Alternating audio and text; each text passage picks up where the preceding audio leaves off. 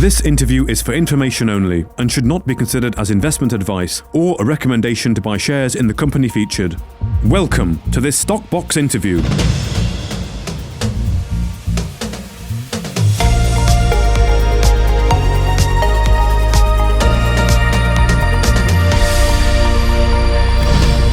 Katoro has significantly expanded its 100% owned IVA Lithium Project in Ontario, Canada from 640 hectares to over 1,000 hectares, extending the lithium pegmatite trend to 5.5 kilometres, with the number of identified pegmatites on the property doubling thanks to newly interpreted LiDAR and historic mapping. Well, joining us today is CEO Patrick. How are you doing, Patrick?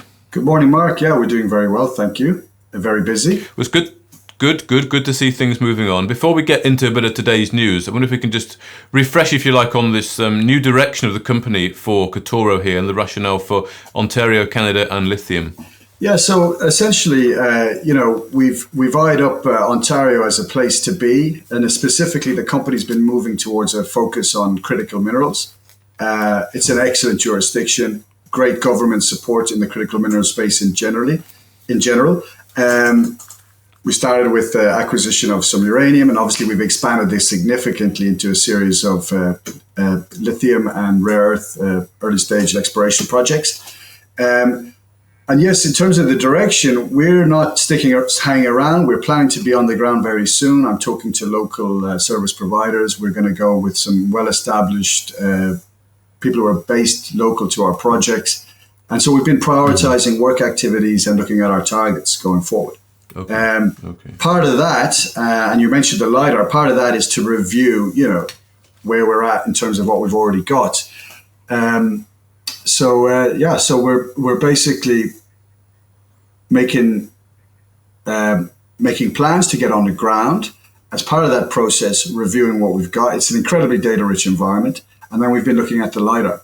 I probably should explain a little bit about that in terms of what it means. Many viewers would be familiar with it from probably like the Discovery Channel when they're using LiDAR to image, temples and pyramids in the jungles of Mexico. It's exactly the same thing. It's a free resource that's been provided by the Ministry of Natural Resources and Forestry. They use it to primarily, its primary function is to monitor the health of their forestry. Okay, so in the areas where we're working, interesting. So in the areas where we work, forestry is probably one of the primary industries, that and mining, I suppose. And essentially, what it does is it fires a laser down through the trees. You can see leaf cover, but a side effect, or what we're interested in, is actually we can map in great detail the topography. Okay, so that allows us to see geological features, and that's what's happened here at IVA. Okay, so this is what's driven you to effectively expand here. So let's just have a look at this image that was included in the press release there. So let's talk us through this then. So you can see, so we've highlighted those pegmatites in that turquoise blue there. So you can see on the left, the western side, that was established through staking. Okay, and it was based on, you can see where the lake sediment samples, those little red circles, those are anomalous, higher than in the region lithium in lake sediments, and that's been collected by the Ontario Geological Survey. Many moons ago, and I'm talking about in the 70s and 80s, there was a lot of mapping done across this region by the Ontario Geological Survey. So the little gold stars are pegmatites. I mean, we know for a fact that there are pegmatites on the ground in those locations. So that coupled with the fact that we know that there's lithium in the system from those lake sediments. And I got to point out here, Mark, when they mapped this stuff back in the 70s, 80s, the idea of electric vehicles and lithium storage batteries and such was just not even in the picture. So we've gone back. Obviously, we've taken historic data, the little gold stars being the existing pegmatites, the lithium sampling that shows us there's lithium in the system, and then we've gone on and we've been able to use the LiDAR to interpret those the turquoise pegmatites. And you can see that there's great, we know exactly what we're looking at there. So the next step, get on the ground, establish, the mineralogy, etc. But there's the extension to the east. I said a clear-cut decision, bring in the fact that you have excellent infrastructure. So we're close to paved highway, we're close to electrical infrastructure, we're close to rail. Good starting point for a discovery.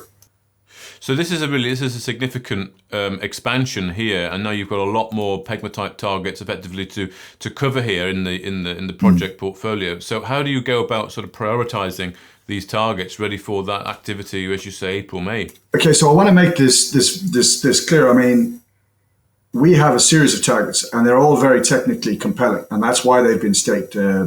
There's good, solid technical information to support the staking of these projects. But we have an operational challenge in terms of where do we start and when do we get going? The reality is that we're still in winter in Ontario. It's not springtime as you and I are enjoying here in Europe. So fact is, this is likely to be one of the first projects that we get onto, which is why I'm saying end of April, early May or mid-May. We'd expect to be on the ground by mid-May.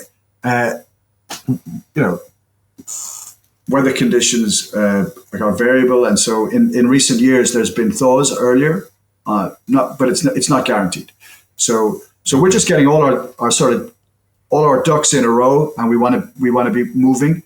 We're not sitting around waiting. We're not going to say, okay, let's get onto this in middle of May or end of May. We're going to go. So in terms of prioritizing, this is a priority project, absolutely. But primarily because it's probably one of the ones that we're going to get onto first, and I'm hoping to be there certainly in May. And what's the overall objective then? Is it to sort of prove up the lithium pegmatites? So you're looking at the cesium and tantalum credits as well. What's the overall objective here? So let's say this field season. Yeah. So this field season is actually when it starts in May, say proper, and it will go all the way to October. We're going to be very flexible about what we can do in terms of adding extra work and such. And we've got different projects. Some leaders will emerge in this year, absolutely. But in terms of the first steps, using locally experienced geologists, service providers, get on the ground, establish the extent, the scale, and the content, the mineral content of these, and actual sampling. Now, the sampling results probably, there'll be time frames in terms of how long it takes to get samples through. But I would say we would be producing reports in June and July. Okay. But I mean, the thing with lithium and the thing with spodumene, for example, spodumene, the kind of things that we're targeting, these are, the grade is obviously going to be important, but it's just identifying them in the first instance is what's going to, and that's they're more amenable to understanding and to making observation than say some other types of targets. Okay, good, excellent. Looking forward to getting on the ground then, Patrick. I guess as soon as you can. Are you going to be going in person? Yeah, I expect to be there, but I mean, I'll roll this. I mean, I will get to there once we get things when things are moving on probably more than one location. But I was actually having a conversation with some other consultant yesterday, and said, for example, I can visit, but I'd rather spend the price of that ticket and all of that hassle on getting some boots on the ground actually on the project. Sure. But I'm looking forward to getting there at the right time, probably sooner rather than later, to be fair. Good.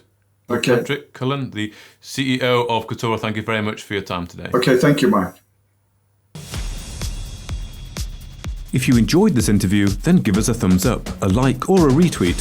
Subscribe to us on YouTube or follow us on Twitter and hit that notification bell to be the first to know when we release new content. There's loads of great content on our website too, across all our programs at StockBoxMedia.com. Thank you for watching.